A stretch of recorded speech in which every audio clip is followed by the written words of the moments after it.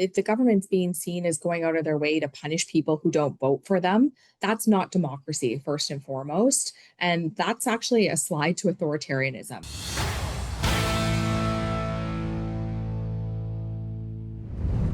Floor crossing. It is part of the rules of our democratic system, but it has taken center stage in the Canadian consciousness as Mark Carney has secured a majority for the first time in the history of Confederation without having it granted to him via general election. Thousands of Canadians are outraged across the country about MPs disregarding the will of the voters that put them in Ottawa and have taken to parliamentary petitions to stop it.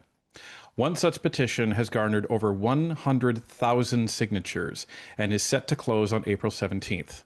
Joining us to talk about this issue and the petition is the Member of Parliament who sponsored this, Member of Parliament for Middlesex London, Leanne Rood. Leanne, welcome to Northern Perspective. Hi, Ryan. Thanks for having me. Great to be here. Well, I wish I was under better circumstances, but here we are. So we're a couple of days after Mark Carney has secured his majority. He's trying to convince Canada that he did so via the by-elections, but we all know better. He has been engaging in seduction, backroom conversation, and, well, let's just call it what it is. He's trying to poach members of parliament from any party that he can in order to secure his majority. What are your thoughts on him actively trying to do this? Well, I think, like you said, this is the first time in Canadian history that a government has secured a majority without a general election. And I believe it's the first time also that we actually see the governing party actively trying to recruit floor crossers. That's not something that's happened in the past. We've had 200 floor crossings in the history of Canada, give or take. And I don't recall any of those times where a prime minister and a party have actively gone to recruit floor crossers. So this is something new. This is something that they've done to secure a majority without a general election. And Canadians from coast to coast to coast, 105,000 or a little bit more than that so far have signed the petition to say they don't like this. They're not happy with the government doing this. What was your reaction when this constituent approached you about sponsoring with this petition? So this actually went back, I believe, as far as January when the petition was sent to my office and asking for a member of parliament and me as their member of parliament to support this petition. And when I looked at it, I actually said, you know what, I agree with a lot of what you're saying. And I thought that they put a lot of effort and thought into the wording of the petition. And this was back at the time, I think, right after Michael Maw crossed the floor. And so the second floor crossing. And so I said, absolutely, I would be happy to sponsor that petition. And thank you to that particular constituent for initiating the petition and putting it out there. And I knew there would be more people like them who would feel the same way. And here we are a few months later, and we're coming up on the deadline of the end of the petition. And I never thought it would garner this much attention, but we also never thought we'd see 2 more floor crossers after that since the petition started. Now, the Liberals are boasting about the fact that they're actively trying to recruit more. There are rumors about the number. We can't speculate on what might happen. Let's just talk about what has happened. So some of your, let's say, ex-colleagues have now crossed the floor. Did they surprise you? What was your immediate reaction other than obvious disappointment? Well, I think with the most recent floor crosser with Marilyn Gladu, MP Marilyn Gladu, she's from the neighboring riding to me in Sarnia-Lambton. And in fact, prior to the boundary redistribution in the last election, about a third of her riding was actually my constituents because I was representing Lambton, Kent, Middlesex before Elections Canada changed the boundaries. So it actually hit really close to home for me personally and for the constituents in Sarnia-Lambton who I had the great pleasure previously of representing. So it's been quite a week. We've heard from a lot of people, over 500 emails and phone calls to my office last week alone, just on this since she crossed the floor, and the disappointment that they feel, the betrayal. And I think a lot of Canadians feel the same way. This is an emotional event. It's a trauma. to them because it does change democracy. And for those folks residing in Sarnia-Lambton, especially, they did not vote in a Liberal member of Parliament. They voted in a Conservative member of Parliament overwhelmingly. And being that I know those folks quite well as the previous representative, it really does hit close to home, and it's disappointing. It feels like a betrayal of the party, of a colleague who, I called my friend as well. So I really do understand what Canadians are feeling right now. And I sympathize with you and I empathize with you because it's okay to be angry and it's okay to be mad. But if we all collectively put that for the greater use of something, that anger, that madness, the petition is one way to do it. But I also want to encourage folks to not give up the hope. And especially for ridings where they've seen a floor crosser go from a Conservative to a Liberal, this is the time to be part of the Conservative family, to wrap our arms around those folks in those particular ridings who are feeling very hurt right now and angry, and show them that as Conservatives across the country, we're here to support them in any way we can, whether that's going out door knocking for the new candidate that will be in those ridings, financially donating to that EDA to make sure that they are ready for the next election, whenever that may be called, and just to show them our support across the country as Conservatives. Now, every one of these floor crossers has made the audacious statement, and I think I'm accurate in saying that adjective, that it was after speaking with their constituents that they realized that this was the right decision. Given what you've said and given what we've known about the riding of Sarnia-Lambton, and that even now it's still an 8-point lead for the Conservatives in the aggregate on 338 Canada, what what was your thoughts when you heard your colleagues say that they're doing this as a result of the response from their constituents? Well, like I said before, my office has been inundated with phone calls and emails. We're probably up in the thousands now of people who are very angry and they weren't consulted on this. So I don't believe for a second in Sarnia-Lambton that the majority of the people who reside there wanted a Liberal member of Parliament. They certainly didn't vote for it. And overwhelmingly, they're asking for her to run in a by-election, because just a couple of months ago, actually, she endorsed this petition. She said herself in her own words that if somebody were to cross the floor, that they should have to face a by-election and face the electorate. So I would say to any of those who have crossed the floor, especially to Marilyn Gladu, you said it, so why don't you go face the electorate and have your constituents tell you whether or not you should be there as a Liberal? So one of the things that Marilyn Gladu had said in justifying her crossing the floor was a little peculiar, and I don't know if she let it slip, but she essentially said that only Liberal ridings are getting federal funding. So what do you think constituents should take away from that, in the fact that Mark Carney is seemingly only providing their hard-earned tax dollars that they are paying Ottawa to ridings that only have a Liberal member of Parliament? Well, first of all, that's absolutely outrageous.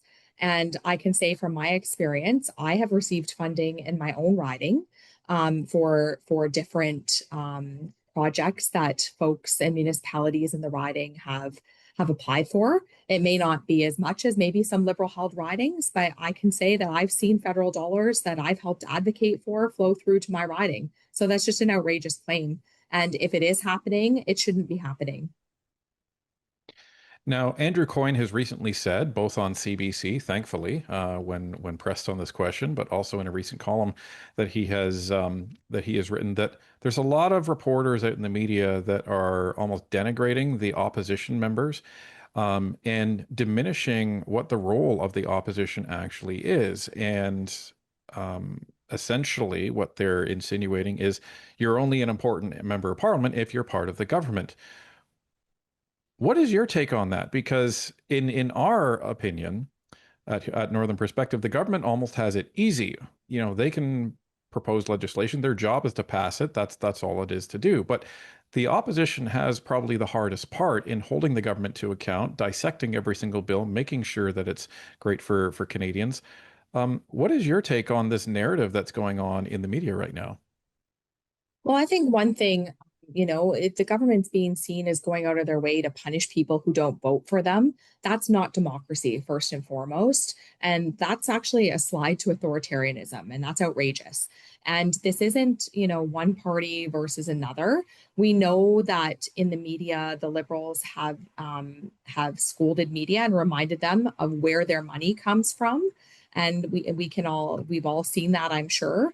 And so, at the end of the day, as an opposition member, like you said, we're here to scrutinize the liberals, to hold them to account, to make sure that they're accountable, that we hope there can be transparency. But unfortunately, now with a majority government, that's going to be harder for us to do as the opposition. But at the end of the day, Canadians need to know that conservatives are out there fighting every day on the principles that we have stood on for a long time. And that's one thing that I think we can say about our party over the last number of years with Pierre Poilievre as our leader. We have not strayed from those values and principles that we have held all along. And I certainly won't ever be straying from the values that I hold near and dear to me as a conservative. And that's not, something I've ever entertained is crossing the floor to the liberals. But I want folks to know we can keep up the hope. You have people like myself and my conservative colleagues fighting for democracy in Canada to ensure that Canada remains the strongest and freest country on earth. And we will do our best as opposition to maintain that in this country. So keep up the hope, keep up the faith, because we certainly are. We are not going to give up. I promise you that. And we'll continue to press on against the government, and hopefully we'll see the end of these floor crossings, but also I would just want Canadians to know at the end of the day, keep up the hope. We're here. We're going to be strong. I need you to remain strong too. You heard it here, folks. Leanne Root is not crossing the floor, as if you needed her to say it out loud. We've been following Leanne and her colleagues for a long, long time. We have zero worries at all that Leanne is going to be crossing the floor. I will be Um, one of the last people ever, even if you gave me anything, I will never cross the floor. You can hold me to that account for the rest of my political career. You will not see me leaving the Conservative Party of Canada. Well, I'm sure that's music to the ears of everybody in your riding, but also across the country. Thank you so much for sponsoring this petition, Leanne. Ladies and gentlemen, April 17th is when it closes. If you haven't signed it, please sign it. If you have signed it, share it and get others to sign it. This is really a nonpartisan petition because this goes both ways. It is just as undemocratic if down the road, if a Liberal or an NDP member were entertaining crossing to the Conservatives because they thought it was in their best interest, not that the Conservatives would take them. But this is something that we need to address in our democracy and really ensure that the voters count is paramount in our democracy. So, Leanne, one of the things that we see online and the feedback that we sometimes get when pushing out these petitions is people asking, what's the point? Petitions never work. But that's not entirely true, is it? No, it's not actually. And we've seen a couple examples with petitions, but even just recently with conservatives having a voice for Canadians and removing gas taxes yesterday. Public pressure does seem to work on the government. And we had a petition introduced on the natural health products bill that one of my colleagues had put forward. And we actually saw changes because of that petition. So Canadians do have a voice. And when you have a voice so great like this one with over 100,000 signatures, it does send a signal to the government that they need to be paying attention. Because in my experience in Parliament, if I have 10 people write in on something, there's another 100 more people that are thinking the same thing that just haven't wrote in on a topic. So if we think that we have over 100,000 signatures and think of that tenfold, that's at a million. And so the government has to take notice if something this big is demanding attention. And so I just want people to know their voices do matter. These kinds of petitions, when they garner this much attention, the government does pay attention. It's up to them what they do with it, but don't give up the hope because it is one avenue you have to make a difference on a subject in Canada. And the flip side of that, what is the danger of an unengaged electorate in Canada when people don't pay attention to what's going on in Ottawa and they don't pay attention to some of these major issues that are happening? Exactly. Well, without efforts like this, the government wouldn't act. And this actually without they would act without guardrails, and they would think that whatever they do is fine and Canadians accept it. But when they see Canadians speaking out on something, that it does garner their attention and it makes them rethink, whether they admit it or not, what they're doing. Because at the end of the day, they want to win votes too, and they're always looking to win votes. Again, this isn't a partisan issue, but Canadians have to know that sitting back and not participating in the democratic process does not help our country to prosper. And we need to make sure that Canadians are engaged to protect the democracy that we have in this country right now. It's so important to be engaged and to participate in democracy, because after 10 years of Liberal government, this is what we're seeing. The repercussions of Canadians being unengaged right now is we see national economic and moral decline. And the more Canadians get engaged, the more they speak up, the more they participate in democracy, the more the current government has to look at what bills they're bringing up and what policies they're putting out there. So I would just encourage folks, be engaged in our democracy. In 10 short years, we've seen what's happened of Liberal policies in this country and the decline we've seen. And the more people get engaged, the more that we can make and affect change right now, even in opposition with a majority Liberal government right now.